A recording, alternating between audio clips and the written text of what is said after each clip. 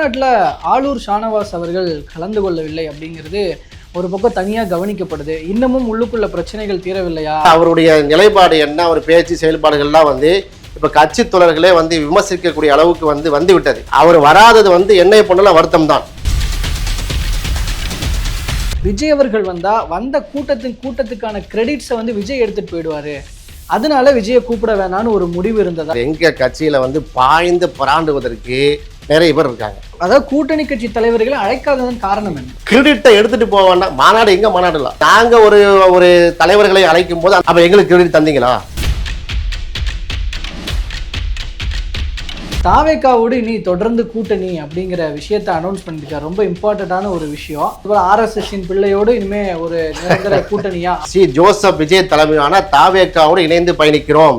தாவேக்காவோடு விசிக இணைந்தே பயணிக்கும். விசிக ஆளும் கட்சியாக மாறுவோம் என்று சேர்த்தே தான் சொல்லியிருக்கிற அந்த விஷயத்துல அது எங்கள் தொண்டர்கள் எங்களுக்கு கொடுத்த மெசேஜ். நாம் தமிழர் கட்சியிலிருந்து ஒரு கேள்வி எழுப்பியிருந்தாங்க. ஒரு தமிழ் தேசிய எழுச்சி மாநாட்டில் நாட்டுப்பண் பாடுவதா அப்படின்ற ஒரு கேள்வி எழுப்புறாங்க. நம்ம தேசிய கீதம் அது நம்ம இந்தியாவுடைய நம்ம தேசிய கீதம் நமக்கு சேர்ந்தா சொந்தம். அது தேசிய கீதம் நம்ம பாடல என்ன இழுக்கு? இந்தியா எங்கள் தாய்நாட்டில் சார். இது எவ்வளோ மட்ட ரகமா கீழ்த்தரமா அமைச்சர் பார்த்தீங்களா இல்லையா? சோபா மாடல் ஆட்சியை போந்துட்டாரு. சோபா வாங்கிட்டு தான் கூட்டம் நடத்தியிருக்கிறாரு. ரொம்ப மோசமா நிர்வாகிகள் திமுகவுடைய பொறுப்பில் இருக்கக்கூடிய ஆட்கள் பேசுறாங்க. இத்தனை லட்சம் பேருக்கு திமுக பணம் கொடுத்துச்சு, தள்ளு முள்ளு திருமாவளவன் மயங்கி கீழே பார்த்து இப்படிலாம் எழுதிட்டு இருக்காங்க. அவனுக்கு ஆசையா? அப்போ எப்படி நாங்கள் எடுத்துக்கிறது? நம்ம திருப்பி நாங்கள் அடிக்கிறோமா?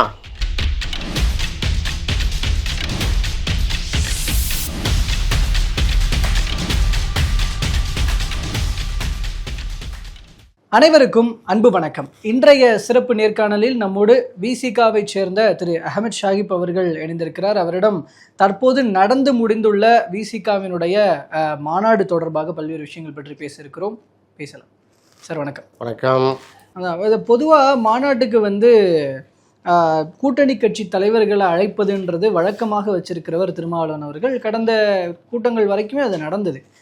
இப்போது தாவேக்காவோடு கூட்டணியில் இருக்கிறீங்க, விஜய் அவர்களை அழைத்திருக்கலாம்ன்ற பொழுது ஏன் அழைக்கலை அப்படின்னு ஒரு காரணம் வரும் பொழுது, இங்கே அவங்களுக்கு இருக்கிற நிர்வாக பணிகளை ஒரு பக்கம் காரணமாக சொன்னாலும், இந்த பக்கம் விஜய் அவர்கள் வந்த கூட்டத்துக்கான கிரெடிட்ஸை விஜய் எடுத்துகிட்டு போயிடுவார், அதனால விஜயை கூப்பிட வேணான்னு ஒரு முடிவு இருந்ததா? முதல்வரை கூப்பிட வேணான்னு அப்படின்னு ஒரு டாக் ஒன்று இருக்குது. இப்போ கூப்பிட்டு இருந்தா இப்படி சொல்லுவாங்கங்கிற டாக்கு. இப்போ கூப்பிடாமல் இருந்ததுனால யார் சார் கூப்பிடலை அப்படின்னு கேட்பாங்க. அதான் சொல்கிறேன் சார், எங்கள் கட்சியில் பாய்ந்து பராண்டுவதற்கு நிறைய பேர் இருக்காங்க. சொன்னேன், நான் ஃபென்சிங் போட்டோம்னா ஏன் ஃபென்சிங் போட்டான்னு கேட்பான். ஃபென்சிங் போடாமல் இருந்தோம்னா பற்றியா ஃபென்சிங் போடாமல் விட்டுட்டியப்பா, மாநாடே சீர்குலைஞ்சு போயின்னு சொல்லுவான். அப்போ இந்த அதாவது கூட்டணி கட்சி தலைவர்களை அழைக்காததன் காரணம் என்ன? அதாவது கூட்டணி கட்சியுடைய தலைவர்களை அழைக்காத காரணம்னு கேட்குறீங்க. இது நாங்கள் டிஸ்கஸ் பண்ணணும். இப்போ விஜய் அவங்க இருக்கிறாங்க. விஜய் அவர்களுக்காக தனக்கு ஒரு மாசு இருக்குது. நீங்கள் சொல்கிறது உண்மைதான். கிரெடிட்டை எடுத்துகிட்டு போக வேண்டாம். மாநாடு எங்கே மாநாடு இல்லை, கிரெடிட்டை எப்படி எடுத்துகிட்டு போக? இப்போ எங்கள் தலைவர் பல மாநாடு கலந்துக்கிறாரு, எங்கள் மக்கள்லாம் கலந்துக்குவோம். தலைவர் லட்சக்கணக்கில் கலந்துக்குவாங்க. அப்போ எங்களுக்கு கிரெடிட் தந்தீங்களா? பல மாநாட்டுகளில் விசிகாவுடைய தலைவர் இப்போ பேசுகிறார். ஆயிரக்கணக்கான மக்கள் திரண்டாங்க ஆர்ப்பாட்டம் போராட்டங்களில். எங்களுடைய கட்சி ஆர்கனைஸ் பண்ணதில்லை, தோழமை சக்திகள். அப்போம்லாம் சொன்னீங்களா திருமாவளவன் வர போய் தான் இவ்வளோ மாநாடு சக்ஸஸ்ஸு, எழுச்சி தமிழ் பேச போய் தான் அந்த போராட்டம் சொல்லலையே. அப்போ நாங்கள் ஒரு தலைவர்களை அழைக்கும் போது அந்த கிரெடிட்டை எப்படி எத்தனையோ மாநாடுகளில் கடந்த மாநாட்டில் கூட அன்னைக்கு முதலமைச்சராக இருந்த ஸ்டாலின் கலந்துக்கிட்டாரு. அப்போ கிரெடிட் ஃபுல்லாக ஸ்டாலினுக்கு கொடுத்தீங்களா? இல்லைல்ல, எங்கள் மாநாட்டுடைய கிரெடிட் எங்களுக்கு தான். கிரெடிட்டுக்கு என்ன சார் கிரெடிட் டெபிட்னு எங்களுடைய ஏன்னா இப்ப இந்த கூட்டத்தை வைத்துதான் இப்ப விசிகா தங்களுடைய பலம் என்ன அப்படிங்கறத சொல்லுது. இல்ல அந்த இடத்துல ஒருவேளை விஜய் அவர்களை அழைத்திருந்தால் அந்த கூட்டத்திற்கான கிரெடிட்ஸ் அங்க போயிருக்குன்றதுனாலதான் முதல்வர் விஜய் அவர்களை இந்த மாநாட்டுக்கு அழைக்கலன்ற ஒரு எங்களுக்கு கூட்டம் ஒரு பொருட்டே கிடையாது சார். எங்க கூட்டம் எங்களுக்கு தெரியும். எங்க கூட்டம் சிறுத்தை கூட்டம் எப்படிங்கிற எங்களுக்கு தெரியும் சார். 40 வருஷமா கூட்டத்தை பெரிய ஒரு கருப்பொருளா பேசுறது ஊடகங்கள் தான். நாங்க எதை பேசணும், எதை பேசியிருக்க நினைத்தோமோ அதை பேச முடியாமல் வருத்தம். உதாரணமாக 125 தீர்மானம் சார், மணியான தீர்மானம். நான் ஒரே நிமிஷத்தை சொல்லிடுறேன். அதை பேசணும், அதுதான் எங்களுக்கு மெயின். கூட்டம் மெயின். கூட்டத்தை விட எங்களுக்கு என்ன எதுன்னா அந்த சென்ட்ரல் நர்வஸ் சிஸ்டம்ங்கிறது இந்த மாநாட்டுடைய தீர்மானம். இந்த மாநாட்டுடைய தீர்மானத்தை எங்களை போன்ற நிர்வாகிகள் வந்து பேசி மக்களுக்கு புரிஞ்சு வைக்கணும். இப்போ என்ன டபுள் ஒர்க் எங்களுக்கு. இந்த மாநாட்டில் பேச முடியாமல் போயிட்டதுனால இனி ஒரு மாதத்துக்கு என்ன செய்ய வேண்டியிருக்கோம், ஒவ்வொரு தமிழ்நாட்டிலுடைய ஒவ்வொரு மூலையிலையும் போய் மாநாட்டுடைய தீர்மானத்தை விலைக்கு நாங்கள் கூட்டம் போட வேண்டியிருக்குது. அந்த நிர்பந்தத்தை வந்து இந்த இளைஞர் தம்பிமார்கள் உருவாக்கிட்டாங்க. உதாரணமாக சொல்கிறேன்னா 125 தீர்மானத்தில் முதல் 6 தீர்மானம் பார்த்தீங்கன்னா சாதி ஒழிப்பு, அழகாக பேசியிருக்கலாம். இந்துத்துவ இசம் வந்து எந்த அளவுக்கு நாட்டை சீரழிக்குது அதை பேசியிருந்தோம், அதை குறிப்பிட்டிருக்கிறோம். அதுபோல் சுப்ரீம் கோர்ட்டில் இருக்கக்கூடிய அந்த முறை இருக்குது பாருங்கள், அந்த ஜட்ஜுகளை தீர்மானிக்க அதை பற்றி பேசியிருக்கிறோம். அதுபோல் 7 to 16 தீர்மான எண் 7லேருந்து 16 வரை வந்து கான்ஸ்டியூஷன் ஆஃப் இந்தியா அதை ஏன் எப்படி அமெண்ட்மெண்ட் பண்ணுறாங்க, எந்த விஷயத்தில் பாஜக வந்து அதில் வந்து கையடிக்கிறது நம்ம பேசியிருக்கிறோம். அதுபோல் 17 to 33 தீர்மானம் வந்து தமிழ் மொழிக்கான வந்து அவ்வளோ முக்கியத்துவம், தமிழ் மொழி எப்படிப்பட்ட செம்மொழி, தமிழ் நம்ம என்ன செய்ய வேண்டும், தமிழ் மொழி வளர்ச்சியை பற்றி பேசியிருக்கிறோம். அதுபோல் 34லேருந்து 40 தீர்மானம் என்ன, அது கல்வி எந்த பட்டியலில் இருக்க வேண்டும், மாநில கல்வி என்ன, மும்மொழி கொள்கை நாம் ஏன் எதிர்க்கிறோம், தமிழ்நாட்டில் வந்து தமிழ் வழி கல்விக்கு என்ன முக்கியத்துவம் அதை பேசியிருக்கிறோம் சொல்லியிருக்கிறோம். அதுபோல் 41 to 48 ஆளுநர், ஒரு கவர்னர் என்பவருடைய வந்து ரோல்ஸ் அண்ட் ரெஸ்பான்சிபிலிட்டி என்ன, தமிழ்நாட்டில் கவர்னர் வந்து தேவையா, கவர்னர் முதல்ல கவர்னருங்கிற ஆட்சி முறை நாட்டுக்கு தேவையாங்கிற கேள்வி நாங்கள் எழுப்பியிருக்கிறோம். அப்போ கவர்னர் எப்படி இருக்க வேண்டுங்கிற வழிகாட்டுதலை வந்து நாங்கள் தீர்மானமாக நிறைவேற்றிருக்கிறோம். அதுபோல் பார்த்தீங்கன்னா 49 to 65 கிட்டத்தட்ட ஒரு 16 தீர்மானங்கள் வந்து சிறு குறு தொழிலாளர்களை பாதிக்கக்கூடிய ஜிஎஸ்டி வரியை எதிர்த்து பண்ணியிருக்கோம். ஜிஎஸ்டி வரி எப்படி பண்ணப்பட்டது, பாஜகவுடைய எப்படிலாம் அது கையாடல் பண்ணாங்க, அந்த ஜிஎஸ்டி வரியை தமிழ்நாடுடைய வளர்ச்சி எப்படி பாதிக்கப்பட்டதுங்கிறலாம் வந்து விலாவரியாக அதை சொல்லியிருக்கிறோம். அதுபோல் 66 to 70 தேர்தல் முறை, ஒரே நாடு ஒரே தேர்தலில் சொல்கிறாங்களே, ஒரே நாடு ஒரே ஃப்ராடாக தான் அது இருக்கும் அப்படிங்கிறத நம்ம என்ன செஞ்சுருக்கிறோம், நம்ம தெளிவாக அதை சொல்லியிருக்கிறோம். அதெல்லாம் சொல்ல முடியாமல் போய்விட்டதுங்கிற ஒரு ஆதங்கம். அந்த தீர்மானத்தை நீங்கள் வந்து என்ன செய்வோம், பரவலாக எங்களுடைய தலைவருடைய ஐடியில் வந்து ஃபேஸ்புக்கில் அதை மென்ஷன் பண்ணியிருக்கோம். அதுபோல் 71 to 76 ஒரு 5 தீர்மானங்கள் வந்து கனிம வளம் சம்பந்தமாக, இங்கே இருக்கக்கூடிய கனிம வளங்களை தார வைக்கக்கூடிய வேலையை வந்து ஒன்றிய பாஜக அரசு செய்கிறது. நிறைய பார்த்தீங்கன்னா இங்கே இருக்கக்கூடிய லிக்னைட்டை தோண்டிட்டு என்ன செய்கிறாங்க, வெளியூர்களுக்கு கொண்டு போகிறாங்க. நமக்கு தமிழ்நாட்டுக்கு என்ன செய்யுது, இந்த மாதிரியான ஒரு சரியான முறையில் அது ஒரு இது வரலை. அப்போ நம்முடைய கனிம வளங்கள் வெளியே கடத்தப்படும் போது அதுக்கு என்ன செய்ய வேண்டும், அதை எதிர்த்து தீர்மானம் போட்டிருக்கிறோம். அதுபோல் கூட்டுறவு நிறுவனங்கள் 77 to 82 அணுசக்தி 83வது தீர்மானம் டு 87 கிட்டத்தட்ட 4 தீர்மானங்கள் வந்து நம்ம தமிழ்நாட்டில் இயங்கக்கூடிய அணு மின் நிலையங்கள் இருக்குது. அது என்ன ப்ராசஸ் நடந்தாலும் தமிழ்நாடு கவர்மெண்ட்டுடைய நம்ம தமிழ்நாட்டுடைய அரசாங்கத்துடைய அந்த ஒப்புதல் இல்லாமல் அவங்களோட கன்சர்ன் இல்லாமல் நீங்கள் என்ன செய்யக்கூடாது, தான் தோண்டித்தம் நடக்கக்கூடாது. ஏன்னா எங்களுடைய லேண்டை தந்திருக்கிறோம், எங்களுடைய ப்ரொவிஷன்ஸ் தந்திருக்கோம், நாட்டுடைய வளர்ச்சிக்காக தந்திருக்கிறோம். அப்போ தமிழ்நாட்டுடைய கவர்மெண்ட் இல்லாமல் ஜஸ்ட் லைக் எங்களுடைய சென்ட்ரல் கவர்மெண்ட் ப்ராஜெக்ட்னு சொல்லி என்ன செய்யக்கூடாது, அது வேலை வாய்ப்பை தட்டி பறிக்கிறது, அதில் நீங்கள் ஒரு தீர்மானத்தை நீங்கள் வந்து நிறைவேற்றுறது, இப்போ புதிய இம்ப்ளிமெண்டேஷன் பண்ணுறதுலாம் வந்து அது சரியில்லை என்பதை வந்து தெள்ள தெளிவாக சொல்லியிருக்கிறோம். அதுபோல் காவிரி நதிநீர் இப்போ இருக்கக்கூடிய மிகப்பெரிய பிரச்சனையாக இருக்கக்கூடிய 88, 89, 90, 91 அவ்வளோ 4-5 தீர்மானங்களை காவிரி நீர் எப்படி பங்கிட வேண்டும், நம்ம எப்படி நடந்து கொள்ள வேண்டும் சொல்லியிருக்கிறோம். அதுபோல் சுகாதாரம், நம்ம இருக்கக்கூடிய என்விரான்மெண்ட்டை எப்படி பாதுகாக்கிறது 92 to 98 6 தீர்மானங்கள் அதில் வருது. ரொம்ப முக்கியமாக தமிழீழம் 93வது தீர்மானத்தில் 14 பாயிண்ட் அதை சொல்லியிருக்கோம். 113 வரை பார்த்தீங்கன்னா தமிழீழம் வந்து எப்படி மலர வேண்டும், தமிழீழம் என்றால் என்ன, சாதி ஒழிப்பை நாங்கள் ஏன் தமிழீழம் என்று சொல்லுகிறோம், எப்படி வந்து அது இந்துத்துவ தேசியத்தை தமிழீழம் வந்து எப்படி அழிக்கிறது, தமிழீழத்துக்காக போராட்ட தலைவருக்கு நம்ம எப்படி சங்கம் செய்கிறோம், எல்லாத்தையும் அதை விலாவாரியாக சொல்லியிருக்கிறோம். அதுபோல் தொகுதி மறுசீரமைப்பு 114 125 வரைக்கும். அதில் பார்த்தீங்கன்னா மிக முக்கியமான ஒரு தீர்மானம் என்னென்னா தீர்மானம் 116, அது நீங்கள் படித்து பாருங்கள். ஏற்கனவே legislative assembly delimitation of Lok Sabha constitution நம்ம எதிர்க்கிறோம். அதே நேரத்தில் டீலிமிட்டேஷன் ஆஃப் லெஜிஸ்லேட்டிவ் அசம்பிளி, அதாவது சட்டமன்ற தொகுதி வாரியாக பிரிக்கும் போது முஸ்லீம்களுடைய பிரதிநிதித்துவமும் அதுபோல் தலித் சமூகத்துடைய பிரதிநிதித்துவம் வந்து பால்படுத்தப்பட்டுச்சு. இதை நாங்கள் வந்து இதை கம்ப்ளைண்டாக பண்ணியிருக்கிறோம். எனவே இனி வருங்காலத்தில் நீங்கள் பிரிக்கப்படும் போது இந்த அடிப்பில் நீங்கள் பிரிக்கக்கூடாது. எல்லோரும் எதை பற்றி பேசிகிட்டு இருக்கிறோம், லோக்சபா கான்ஸ்டியூஷன், அதாவது நாடாளுமன்ற தொகுதி வரையே பேசிகிட்டு இருக்கோம். அதையும் நாங்கள் சொல்லிட்டு நீங்கள் லெஜிஸ்லேட்டிவ் அசம்பிளி ஒவ்வொரு மாநிலத்தில் இருக்கக்கூடிய அந்த சட்டமன்ற தொகுதியில் பிரிக்கக்கூடாது, என்ன செய்யக்கூடாது, சிறுபான்மை சமூகத்துடைய உரிமையை தட்டி பறிக்கக்கூடாது என்று இவ்வளோ தீர்மானங்களை நாங்கள் சொல்லியிருக்கோம். முத்தாய்ப்பா இந்த தீர்மானத்தை பேச விட்டு கேட்டிருந்தா அன்றைக்கி பெரிய கண்டென்ட் சார், தமிழ்நாட்டில் மிகப்பெரிய கண்டென்ட்டு. அது பேச முடியாமல் போய் விட்டதே நாங்கள் வருத்தப்பட்டு இருக்கிறோம். மற்றபடி கூட்டம் வந்து இங்கே தான் வருமே, லட்சக்கணக்கான நாங்கள் அழைத்து விட்டால் 10 லட்சம் தானே, 10 லட்சம் நாங்கள் சொல்லுவோம். நீங்கள் சில ஆயிரக்கணக்கான எழுதுவோம், அது வழக்கமாக எழுதுறதா, மக்களுக்கு தெரியும் எவ்வளோ கூட்டம் வந்தாங்கிறது. இதுதான் நாங்கள், அதாவது கூட்டம் என்பதை விட எங்களுடைய தீர்மானம் வந்து எங்களுக்கு ரொம்ப முக்கியம். அதை நம்ம என்ன செய்கிறோம், வலியுறுத்தி சொல்கிறோம். இதில் நாம் தமிழர் கட்சியிலேருந்து ஒரு கேள்வி எழுப்பியிருந்தாங்க. ஒரு தமிழ் தேசிய எழுச்சி மாநாட்டில் நாட்டுப்பண் பாடுவதா அப்படின்ற ஒரு கேள்வி எழுப்புறாங்க. அவங்க பாயிண்ட் ஆஃப் வியூலேருந்து அந்த கேள்விக்கு என்ன பதில் சொல்லிக்கிறேன்? முதல்ல வந்து என்ன பாடணும் அது பார்த்தாங்களா இல்லையா? முதல்ல வந்து நம்ம தமிழ் தமிழர்கள் பாடப்பட்டது தமிழ்தாய் வாழ்த்தை போய் தலைவரே சொல்லி அத்தனை பேர் எஞ்சி நின்று தமிழ்தாய் வாழ்த்தோடு நாங்கள் வந்து என்ன செய்கிறோம், நாங்கள் தொடங்கி இருக்கிறோம். ஒன்று அங்கே இருக்கக்கூடிய கட்டோட்டை நீங்கள் பாருங்கள், புரட்சியாளர் அம்பேத்கர், அதுக்கு அடுத்த கட்டோட்டு யாருன்னு பார்த்தீங்கன்னா எங்களுடைய தந்தை பெரியார், 3வது காரல் மார்க்ஸ்.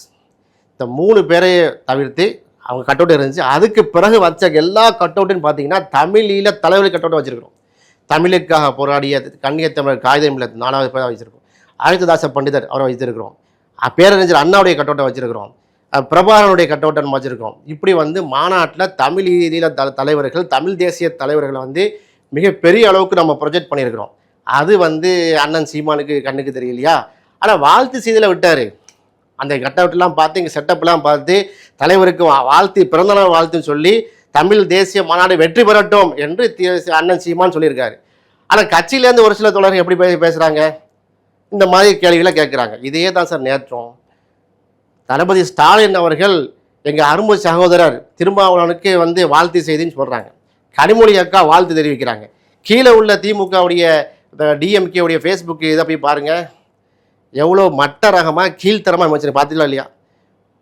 வாசிக்காக்கிட்டா ரொம்ப ரொம்ப மோசமாக நிர்வாகிகள் திமுகவிலே போகிற போக்குள்ள பசங்க இல்லை, அந்த ஃபேஸ்புக்கில் வரக்கூடிய முக்கிய நிர்வாகிகள் அதில் உள்ளே போய் யாருன்னு பார்த்தா திமுகவுடைய பொறுப்பில் இருக்கக்கூடிய ஆட்கள் பேசுகிறாங்க. சோபா மாடல் ஆட்சியை போந்துட்டார், சோபா வாங்கிட்டு தான் கூட்டம் நடத்தியிருக்கிறாரு. சரி, நான் கேட்குறேன், 5 வருஷம் நாங்கள் மாநாடு போட்டிருக்கோம், பல மாநாடுகளை போட்டிருக்கோம். வெள்ளி ஜனநாயக மாநாடு, தேசங்காப்பு மாநாடு, பல மாநாடுகள் போட்டிருக்கோம். மது ஒழிப்பு மாநாடு, மது போதை ஒழிப்பு மாநாடு, பெண்களுக்கான மாநாடு நிறைய போட்டிருக்கோம். அப்போம்னா திமுக ஆட்சியில் இருந்தது. பல டைமில் திமுக மதிமுக மாறி மாறி ஆட்சியில் இருந்திருக்கு. இவங்க என்ன சொல்லுவாங்கன்னா, விசிக மாநாடு போடும்போது எங்கள் திமுக அமைச்சர் சப்போர்ட் பண்ணுவாங்க, எங்கள் திமுகவுடைய எம்எல்ஏவுடைய பணத்தை வாங்கிட்டு தான் நாங்கள் வந்து மாநாட்டுக்கு போகிறாங்க எல்லாம் சொல்லுவாங்க. இப்போ இந்த மாநாட்டுக்கு யார் பணம் கொடுத்தா? இத்தனை லட்சம் பேர் எப்படி வந்தான்? நான் கேட்ப மாட்டோமா? இத்தனை லட்சம் பேருக்கு திமுக பணம் கொடுத்துச்சு. அவ்வளவு ஒரு அப்பட்டத்தனமான நாங்கள் கூட்டணியில் இருந்தால் கூட அன்றைக்கு எழுதிய திமுகவுடைய அந்த பொறுப்பில் தான் இன்றைக்கி எப்படி எழுதுறாங்கன்னா, கூட்டத்தை பார்த்துட்டு தள்ளு முள்ளு திருமாவளவன் மயங்கி கீழே பார்த்து இப்படிலாம் எழுதிட்டு இருக்காங்க. அவனுக்கு ஆசையா? அப்போ தலைவர் வந்து திமுகவுடைய தலைவர் அவர்கள் என் அன்பு சகோதரர் திருமாவளவனுக்கு வந்து பிறந்தநாள் வாழ்த்துக்கள் போட்ட அடுத்த நொடியே எங்களை வந்து இவ்வளவு சிறுமைப்படுத்துகிற முகமாக ஒரு கேவலமாக கீழ்த்தரமான வார்த்தைகளை அர்ச்சனை செய்கிறாங்கன்னு சொன்னால் அப்போ எப்படி நாங்கள் எடுத்துக்கிறது? நம்ம திருப்பி நாங்கள் அடிக்கிறோமா? உங்கள் மாநாட்டுக்கு கூட்டம் வர மாட்டிருக்கு, சேர்லாம் காலியாக கிடைக்குது, அந்த பொறாமல் எழுதுறீங்களா? கேட்க மாட்டோமா?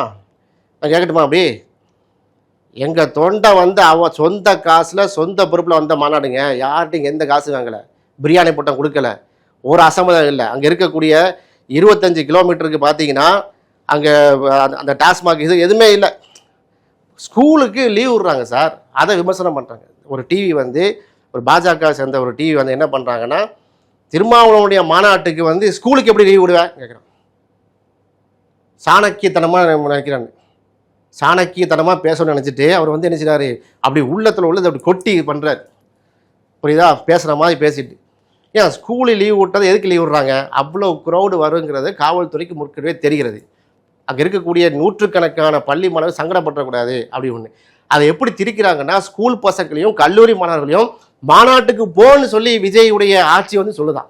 அந்த ஸ்கூலுக்கு லீவ் போட்டதால தாவேக்கா கவர்மெண்ட்டு என்ன சொல்லுதான், நீங்கள் வந்து இதுக்கு மாநாட்டுக்கு போக வா, இப்படிலாம் நீங்கள் எழுதுறீங்களே, இது நியாயமா இது? அப்போ இதையெல்லாம் எழுதக்கூடிய திமுக காரங்க எழுதுகிற மாதிரி ஒரு சில நாம் தமிழர் தம்பி மாதிரி எழுதியிருக்கிறாங்க.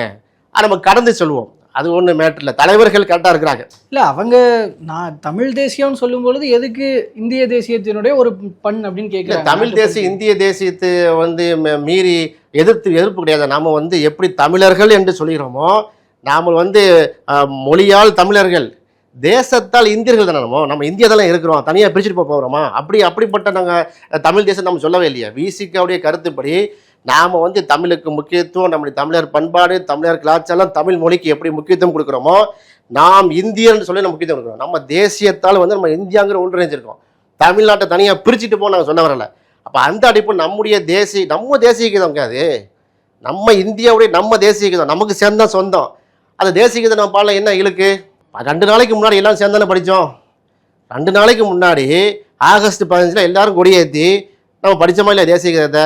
அப்போ விடுதலை சிறுத்தைகள் தேசிய கீதத்துக்கு எதிரான ஆட்கள் கிடையாது. நம்ம விடுதலை சிறுத்தைகள் வந்து தேசிய கீதத்துக்கோ தேசியத்திற்கோ இந்தியாவுக்கு எதிரான ஆட்களா? அப்படிப்பட்ட தேசியம் நம்ம சொல்லவில்லை. தமிழ் தேசியம் என்பது நாம் எப்படி புரிந்திருக்கிறோமோ அதுபோல் இந்திய தேசியத்தையும் புரிந்திருக்கிறோம். நம்ம நாடு இந்தியாலங்க.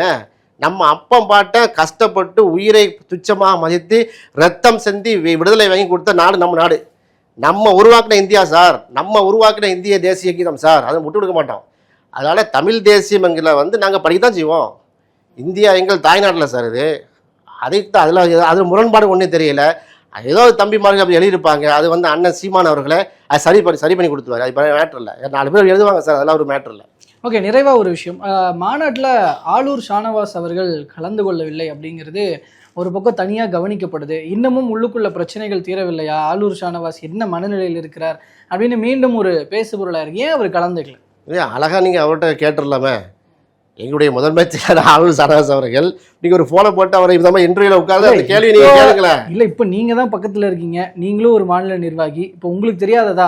நான் ஒரு தொண்டைங்க, நான் மாநில கருத்தில் பெறப்போகிற மாநில, நான் அதை தாண்டி நான் திருமாவுடைய தம்பி, நான் ஒரு தொண்டன் வாங்கினேன், நான் அடிமட்ட தொண்டன். ஆளூர் ஷானவாஸ் போன்ற ஆட்கள் நம்மளுக்கு கம்பெனி பண்ணக்கூடாது. அவங்கள பழைய ஆட்கள் 17 வருஷமாக கட்சியில் இருக்காங்க, அது கட்சியுடைய முதன்மை செயலாளர்.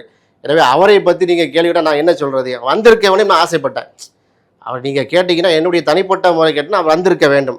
ஏன் வரவில்லை என்பதற்கு அது கேள்வி எங்கிட்ட கேட்குறதுல எப்படி முறையாக எனக்கு தெரியல. ஒருவேளை வந்தாரா, அந்த கூட்டத்தில் சிக்கி கொண்டாரா, தலைவர்கிட்ட வேறு ஏதாவது எக்ஸ்கியூஸ் கேட்டாரா, அல்லது அவர் ஊரில் இல்லாமல் வெளிநாடுகளில் எது இருக்கிறாரா என்ன நமக்கு தெரியவில்லை. உடல்நிலை எப்படி இருக்கு எல்லாம் நமக்கு தெரியவில்லை. ஆனால் ஒரு பதிவை பார்த்தேன். தலைவருக்கு ஒரு சால்வை போட்ட மாதிரி ஒரு ஃபோட்டோவை போட்டு எழுச்சி தமிழருக்கு பிறந்தநாள் வாழ்த்துக்கள்னு போட்ட மாதிரி ஒரு பதிவை நான் பார்த்தேன். அது தோழர்கள் காமிச்சாங்க. நாங்கள் மாநாட்டு பிஸியாக இருக்கும்போது. மாநாட்டுக்கு வந்திருந்தால் சிறப்பாக இருந்திருக்கும். அந்த நீங்கள் கேட்ட அந்த கேள்விக்கெல்லாம் முற்றுப்புள்ளி வைக்கிற மாதிரி இருந்திருக்கும். அப்போ இது கமா போட்டு தொடர்ற மாதிரி இருக்குது. ஆக அவருடைய நிலைப்பாடு என்ன, ஒரு பேச்சு செயல்பாடுகள்லாம் வந்து இப்போ கட்சி தோழர்களே வந்து விமர்சிக்கக்கூடிய அளவுக்கு வந்து விட்டது. இது ஆரோக்கியமான ஒரு பண்பு இல்லை. இப்போ நாங்கள் எங்களுடைய முதன்மை செயலாளருக்கு அறிவுரையை சொல்கிற மாதிரி நான் அந்த பேட்டியை கொண்டு போக முடியாது. அது அவருக்கே தெரியும். நம்ம கட்சியுடைய விஷயம் என்ன, தொண்டர்கள் எப்படி, தலைவர் எப்படி, நம்ம கட்சியுடைய கொள்கை என்பது தோழர் ஆளூர் ஷானவாஸ் தெளிவாக தெரிஞ்சவர் தான். அவர் வந்து இப்படி எது நடக்க வேண்டும் நடக்கக்கூடாது அவருக்கே தெரியும். அப்போ அவருடைய நோக்கி வரக்கூடிய உங்களை போன்ற கேள்விகளை இப்போ எங்களுக்கு மாதிரி ஆட்களுக்கு நெருக்கடி தரதான். நெருக்கடி தான் நீங்கள் உங்கள் கேள்வி வந்து 100% எங்களுக்கு நெருக்கடி. அப்போ இதுக்கு எப்படி பதில் சொல்வது என்பதை வந்து அதெல்லாம் புரிந்துக்கிட்டு அவர் செயல்பட்டால் நல்லது என்பதை நான் அந்த பேட்டின் வாயிலாக ஒரு ரெக்வஸ்ட்டாக சொல்லிக்கொள்கிறேன். அவர் வராதது வந்து என்னை பொண்ணெல்லாம் வருத்தம் தான். அவர் வந்து களப்பணி ஆற்றி இந்த மாநாட்டை சிறப்பிக்கிற அளவுக்கு அவர் வந்து ஃபீல்டில் நின்று இறங்கி வேலை செய்து மாநாட்டிலே வந்து கலந்து கொண்டிருந்தா இப்போ உங்களை போன்ற ஊடக கேள்வி எங்களை நோக்கி வந்திருக்காது. அப்போ நிலை தெளிவுபடுத்தப்படாமல் இருக்கிறது. அதை வந்து தோழர் என்ன செய்யணும், உன்னிப்பாக அவர் கவனித்துக் கொண்டு நம்ம என்ன செய்வோம், அந்த பேட்டின் வாயிலாக கேட்டுக்கொள்கிறோம். தாவேக்காவோடு இனி தொடர்ந்து கூட்டணி அப்படிங்கிற விஷயத்தை அனௌன்ஸ் பண்ணியிருக்காரு. ரொம்ப இம்பார்ட்டண்ட்டான ஒரு விஷயம் இது. வந்து அந்த மாநாட்டின் நடந்த கலைபுரங்களால் அது வந்து சோபிக்காமல் போயிடுச்சு அப்படின்றத நான் பார்க்க வேண்டியிருக்கு. அந்த தாவேக்காவோடு இப்போ அதையும் கீழே கமெண்ட் பண்ணுறாங்க. நீங்கள் சொன்னது போல் ஆர்எஸ்எஸ்ஸின் பிள்ளையோடு இனிமேல் ஒரு நிரந்தர கூட்டணியா அப்படின்னு கீழே கமெண்ட்டில் கேட்குறாங்க. இது எப்படி அணுகிறது நம்ம? அதாவது அந்த கூட்ட நெரிசலுக்கு மத்தியில் தலைவர் சொன்ன மிக முக்கியமான ஒரு பதிவு இது. அது நாங்கள் வந்து போகிற பக்கம் தாவேக்கான கூட்டணி அப்படி அறிவிக்கல. அவர் எப்படி தலைவர் சொன்னாருன்னா அந்த வாசகத்தை அப்படியே சொல்லி காட்டுறேன். இதுவரை ஆளும் கட்சிகளோடு நம்ம கூட்டணியில் இருந்திருக்கிறோம். திமுகவோடு பயணித்திருக்கோம், அது ஆளுங்கட்சி. அதிமுகவோடு பயணித்திருக்கோம், ஆளுங்கட்சியாக இருந்திருக்கிறது. காங்கிரஸோடு பயணித்திருக்கோம், ஆளுங்கட்சியாக இருந்திருக்கிறது. இப்போது ஜோசப் விஜய் தலைமையிலான தாவேக்காவோடு இணைந்து பயணிக்கிறோம். இனி வரும் காலங்களில் வரக்கூடிய உள்ளாட்சி தேர்தலில், நாடாளுமன்ற தேர்தலில், இது காலங்களில் தாவேக்காவோடு விசிக இணைந்தே பயணிக்கும் என்று சொல்லிட்டு விட்டுட்டு போகலை. இதுவரை கூட்டணி கட்சியோடு போய் செஞ்சிருக்கோம். கூட்டணி ஆட்சியில் அதிகாரத்தில் பங்கு இப்படிலாம் வந்திருக்கிறோம். அங்கீகரிக்கப்பட்ட கட்சியாக வந்து நாங்கள் வந்து நம்ம உயர்ந்திருக்கிறோம். இனி வருங்காலங்களில் நாம் ஆளும் கட்சியாக மாறுவோம். விசிக வந்து ஆளும் கட்சியாக மாறுவோம் என்று சேர்த்தே தான் சொல்லியிருக்கிறேன் அந்த விஷயத்தில். அது வந்து எங்கள் தொண்டர்கள் எங்களுக்கு கொடுத்த மெசேஜ். அப்போ நாங்கள் தாவே கூட தானே இருக்கிறோம். இது நான் இராணுவ ரகசியமா? எங்களுடைய அமைச்சர் அண்ணன் வன்னியரசு அமைச்சர் சார், அந்த அதில் 2 எம்எல்ஏக்கு நாங்கள் அதில் தான் இருக்கிறோம். தாவேக்காவுடைய அந்த அரசுக்கு அச்சாணியாக இருக்கிறோம், கேடயமாக இருக்கிறோம். ஆர்எஸ்எஸ் உடைய குழந்தைன்னு சொன்னால் ஆர்எஸ்எஸ் குழந்தை அம்பேத்கருடைய பேனா மாறிட்டான்னு சொல்கிறார் தலைவர் தான். நான் பக்கத்துல இருந்து பார்த்துட்டு நாங்கள் வந்து அம்பேத்கர் பேனாக விஜய் மாறிட்டான்னு சொன்ன பிறகு ஆர்எஸ்எஸ் குழந்தைண்டா ஆர்எஸ்எஸ் குழந்தை மாதிரி ஜோசப் விஜய் அவர்கள் பேசினா செயல்பட்டால் நாங்கள் தான் முதல்ல எதிர்ப்போம். இப்படி சொல்கிறதுக்கு எவ்வளோ தைரியம் தில்லு வேணும். அதில் அதை பற்றிலாம் கவலைப்பட வேண்டிய அவசியம் இல்லை. இப்போ மாநாடு சிறப்பான வெற்றி. விசிகேல வந்து காலியாக போயிட்டு கூடாரம் காலியாகிட்டு திருமாவளவுக்கு சொல்ல கேட்கல தலித்துகளுடைய வாக்குகள்லாம் போயிட்டுங்களுக்கு எங்களுடைய ஜென்சி இளைஞர்கள் எச்சோபலட்ச இளைஞர்கள் வந்து குமிஞ்சு நின்று மாநாட்டில் பேசுறதுலாம் இருக்கட்டையா, நாங்கள் நிற்கிறோம் பாருங்க அப்படின்னு காட்டினா பாருங்க. இது ஒன்றே போதும், எல்லா விமர்சனத்துக்கும் முற்றுப்புள்ளி வைத்து விட்டது. இதுதான் அதனுடைய பதில். ஓகே, பொறுத்திருந்து பார்ப்போம். பல்வேறு தகவல்கள் கருத்துக்கள் பயந்து கொண்டமைக்கு ரொம்ப நன்றிங்க சார். நன்றி.